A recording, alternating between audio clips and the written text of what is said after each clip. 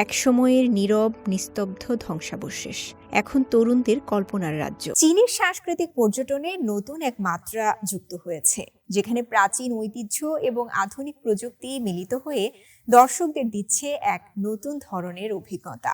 দেশটির আধুনিক লাইট ও ভিআর সমৃদ্ধ সাংস্কৃতিক প্রদর্শনী দর্শকদের শুধুমাত্র দেখার নয়, বরং গল্পের অংশ হয়ে ওঠার সুযোগ দিচ্ছে।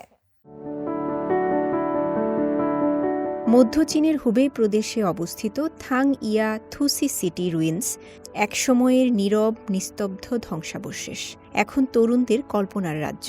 2015 সালে ইউনেস্কো বিশ্ব ঐতিহ্যের স্বীকৃতি পেলেও দীর্ঘদিন ধরে পর্যটন সম্ভাবনাকে কাজে লাগাতে পারেনি এই অঞ্চল।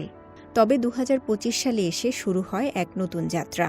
চালু হয় ইমার্সিভ ট্যুরিজম প্রজেক্ট, যেখানে দর্শনার্থীরা শুধু ইতিহাস দেখেন না, বরং তার ভেতরে ঢুকে পড়েন।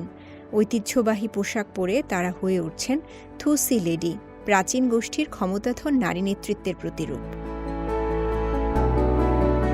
এই অভিজ্ঞতা তরুণদের কাছে এখন এক নতুন ট্রেন্ড। সোশ্যাল মিডিয়ায় ছড়িয়ে পড়ছে সেই ছবি আর ভিডিও, যা আরও বেশি মানুষকে টানছে এই ঐতিহাসিক স্থানে।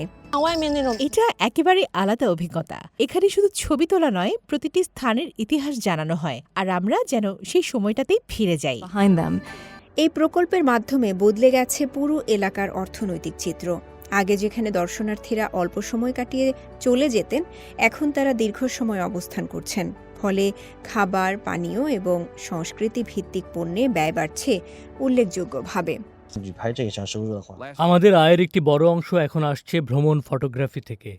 দর্শনার্থীদের সময় বাড়ার সঙ্গে সঙ্গে স্থানীয় ব্যবসাও বৃদ্ধি পাচ্ছে।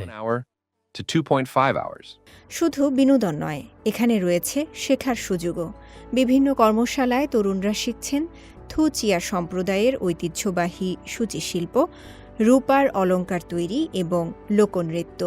এতে করে ইতিহাসের সঙ্গে তৈরি হচ্ছে এক গভীর সংযোগ। সবচেয়ে বড় পরিবর্তন এসেছে স্থানীয় তরুণদের জীবনে। যারা আগে কাজের খোঁজে শহরে চলে গিয়েছিলেন, তারা এখন ফিরছেন নিজ এলাকায়। কেউ খুলছেন ছোট ব্যবসা, কেউ যুক্ত হচ্ছেন পর্যটন সেবায়। আগে এই জায়গা নিয়ে আমাদের তেমন আগ্রহ ছিল না, কিন্তু এখন প্রতিদিনই নতুন পর্যটক আসছে আর আমাদের আয়ও বাড়ছে। ইতিহাসকে জীবন্ত করে তোলার এই নতুন উদ্যোগ দেখিয়ে দিচ্ছে, তরুণদের সৃজনশীলতা আর অংশগ্রহণ থাকলে অতীত শুধু স্মৃতি নয়, হয়ে উঠতে পারে ভবিষ্যতের শক্তিশালী ভিত্তি। রওজে জাবিদ ঐশী, সিএমজি বাংলা।